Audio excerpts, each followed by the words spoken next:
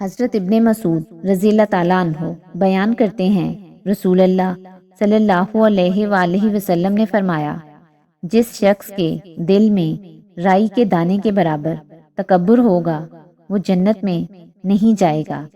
ایک آدمی نے عرض کیا، آدمی پسند کرتا ہے کہ اس کا لباس اور اس کے جوتے اچھے ہوں، کیا یہ بھی تکبر ہے؟ آپ صلی اللہ علیہ وآلہ وسلم نے فرمایا، بے شک اللہ صاحب جمال ہے اور وہ جمال کو پسند فرماتا ہے۔ تکبر سے مراد حق بات کو ٹھکرانا اور لوگوں کو حقیر جاننا ہے۔ حضرت ابن مسعود رضی اللہ تعالیٰ عنہ بیان کرتے ہیں، رسول اللہ صلی اللہ علیہ وآلہ وسلم نے فرمایا، جس شخص کے دل میں رائی کے دانے کے برابر ایمان ہوگا وہ جہنم میں نہیں جائے گا، اور جس شخص کے دل میں رائی کے دانے کے برابر تکبر ہوگا وہ جنت میں نہیں جائے گا۔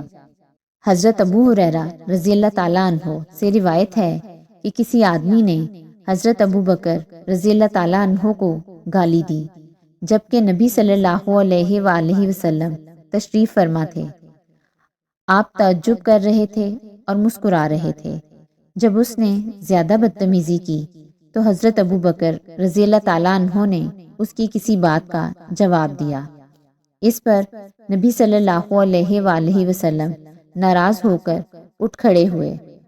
حضرت ابو بکر رضی اللہ تعالیٰ عنہ آپ کے پاس گئے اور عرض کیا، اللہ کے رسول، وہ مجھے گالیاں دیے جا رہا تھا جبکہ آپ تشریف فرما تھے۔ جب میں نے اس کی کسی بات کا جواب دیا تو آپ صلی اللہ علیہ وآلہ وسلم ناراض ہو کر اٹھ کھڑے ہوئے۔ آپ صلی اللہ علیہ وآلہ وسلم نے فرمایا، تمہارے ساتھ فرشتہ تھا جو اسے جواب دے رہا تھا، اور جب تم نے اسے جواب دیا تو شیطان واقع ہو گیا۔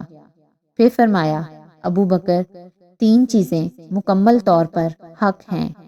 جس شخص کی حق تلفی کی جائے اور وہ اللہ عز و جل کی خاطر اس سے چشم پوشی کرتا ہے تو اس کے بدلے میں اللہ تعالیٰ اسے قوت و نصرت عطا فرماتا ہے۔